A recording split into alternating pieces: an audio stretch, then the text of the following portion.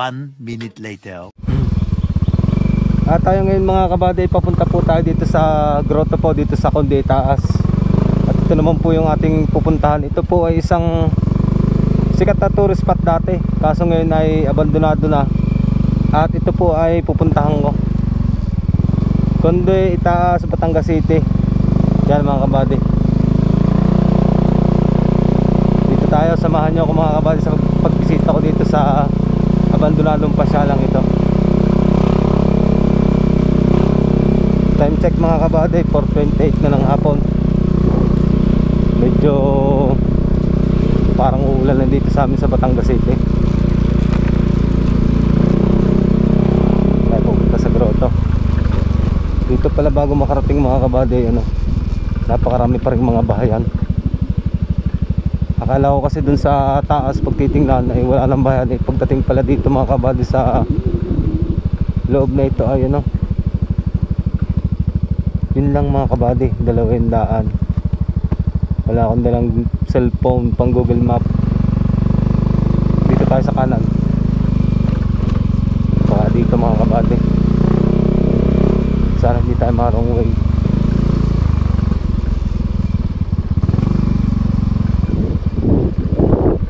Marami pa rin mga bahay dito mga kabady. Dahil mga alaga, mga baboy, mga baka. Pala yun. Tatay, pwede po pumasok dyan sa grotto? Sa gate na maliit ang daan. Apo, magbibideo lang po ako.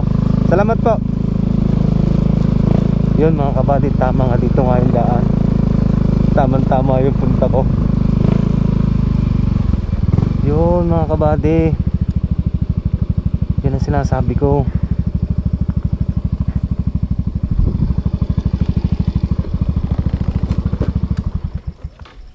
Kung kayo mga kabady ay mapapapunta dito, ay may matatanong naman kayo dito mga residente.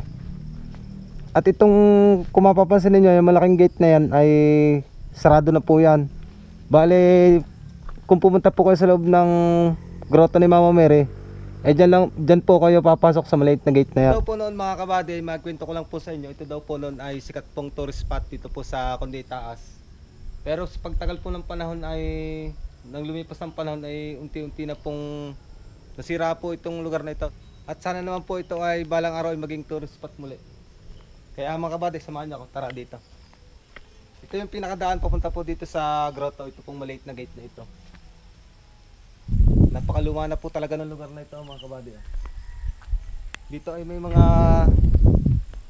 Station of the Cross. Kung makapansin niyo mga kabady, ikutin natin ito. Sayang ito mga kabady, lugar na ito talagang abandonado na talaga ang lugar.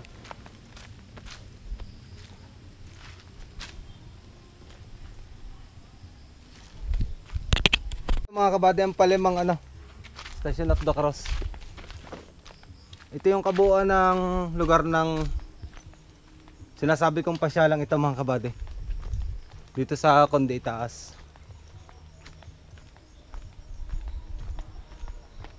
Sayang po talaga at ito po ay napabayaan na. Pero kahit po ganito itong lugar na ito ay marami pa rin pong bumibisita dito mga kabady. Bukas naman po ito sa araw-araw.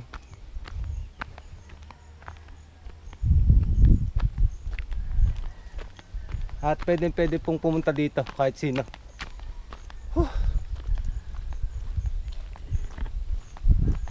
Napakaganda ng lugar mga kabady, napakatahimik. Yan mga kabady,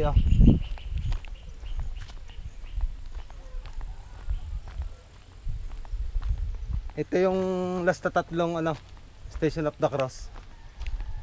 Tapos dito, ito mga kabady, papakita ko lang to.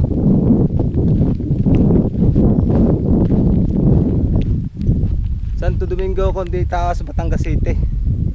Yan, Rosario, Charito, Esperes Garden. Ito pala mga kabady ay ipoprovide muli. Hindi pa lang uli siya sinisimula ng rehabilitation. Dito tayo mga kabady sa mismong loob ng pasyalan. Kaso umuulan na mga kabady.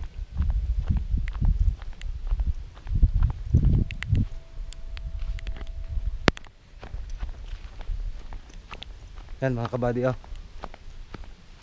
Ito mismo yung pasyalan na pinupuntahan dito sa lugar na ito. May upuan dito. Yan mga kabady. Ito yung pinaka park mga kabady. Kaso yung mga pumupunta dito ay nag-iiwan ng mga basura. Sana naman po yung mga napunta po dito ay yun pong kanilang mga kalat kagaya po ng mga pinagkainan po ng mga sitserya ay iuwi na lang po kasi nagdudumi po lalo ang ating kapaligiran ito. Yan mga kabady. Yan yung Mahal na Birhen. Yan yung grotto na sinasabi ko na sikat na pasyalan noon. Dito tayo sa kabilang banda para makita yung kanyang pinaka view.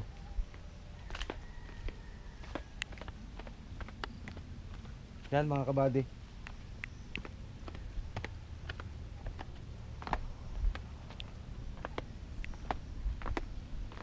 Yan o.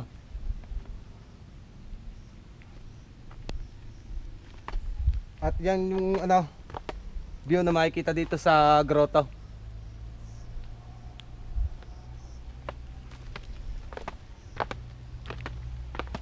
Sobrang sukal ng mga kabady ng lugar na ito. Talagang abandonado na po talagang lugar kaya ganito ito. Sana po balang araw ito po ay maging tourist spot muli at maisaayos. Kasi sayang po yung lugar, napakaganda po talaga. Tabi po. Yan mga kabady yung mga pinakalamesa dito ng mga pumapasyal dati noon. Kaso nga lang ay sirang-sira na po talaga yung pinaka mga kisame niya, pati mga bubong. Itabi po. Yan ang mga kabady oh. Sayang po talaga itong tourist spot na to. Sira na po talaga ng tuluyan. Ang gubat na, grabe. Tabi-tabi po. Pero kahit ganun mga kabady ay sadyang may daan na samintado dito. Tapos may mga step rin na madadaanan. Ang sukal ng lugar, grabe mga kabady. At ako lang mga kabady yung tao dito, ako lang mag-isa. At ito mga kabady yung yung daan papunta sa ibaba sa ilog. Kaso hindi na ako tutuloy pababa kasi yung step ng hagdanan ay basa tapos malumot. Baka kasi madulas lang ako dito. At napakasukal ng mga kabady nung ibaba niyan. Diyan sa ibaba ng grotto pong itong pasyalang ito ay meron po diyang ilog, tapos may falls po sa ibaba, tapos may mga lamesa din pong isinagawa noon. Kasi nga po ito noon ay sikat na pasyalan. At sa katagal nga po ng panahon ito ay naabandonado na. Kung mapapansin po ninyo talagang yung lugar po talaga ay napakasukal. Tapos yung mga dito, mga pinakapahingahan ay nasira na. Dito tayo mga kabady sa taas. Hanggang dito lang yung ating vlog. Hindi na tayo pupunta sa pinaka ilog.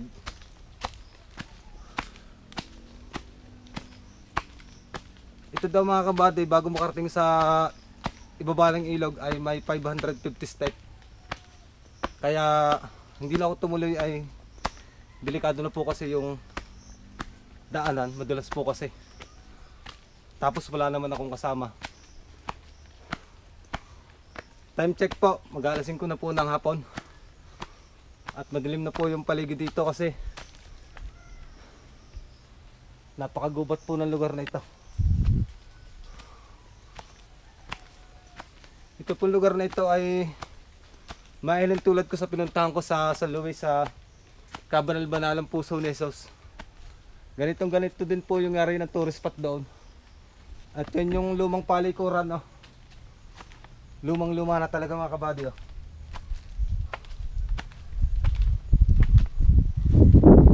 At napakarami mga basura. Dapat kasi yung mga napunta dito ay hindi iniwanan yung mga basura kasi nagdudumi yung lugar Dapat inuuwi na lang yung basura, hindi dito iniiwan. Yan, may lamesa dito. Tapos dito mga kabady, upuan. At ito yung view deck dito sa grotto. Huh.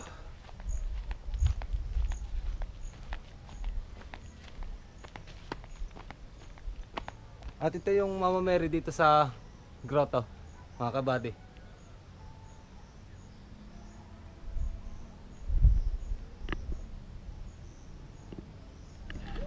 At ito pong grotong ito ay mahilin tulad ko po sa pinuntahan ko po sa Bawan, Batangas. Meron din po sa tuktok ng bundok doon sa San Agustin. Ganito din po. Mahal na rin din po yung nasa tuktok ng bundok.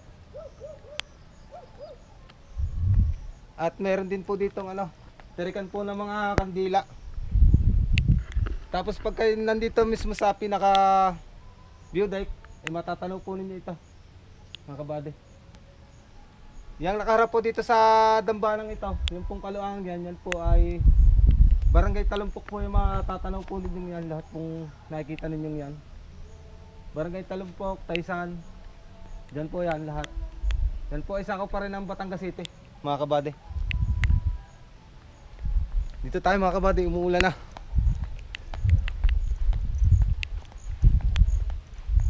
At sana po balang araw ito po ay may provide muli at mag-isang tourist spot muli, kasi napakasayang po talaga mga kabady yung lugar, napakaganda. So ayun, dito ko na tinatapos yung aking vlog dito sa Grotto Conditaas. Kung nagustuhan po ninyo ang video, pakishare na rin po at pakihit po ng notification bell para updated po kayo palagi sa upload ko mga video. Maraming salamat po at God bless po sa atin lahat.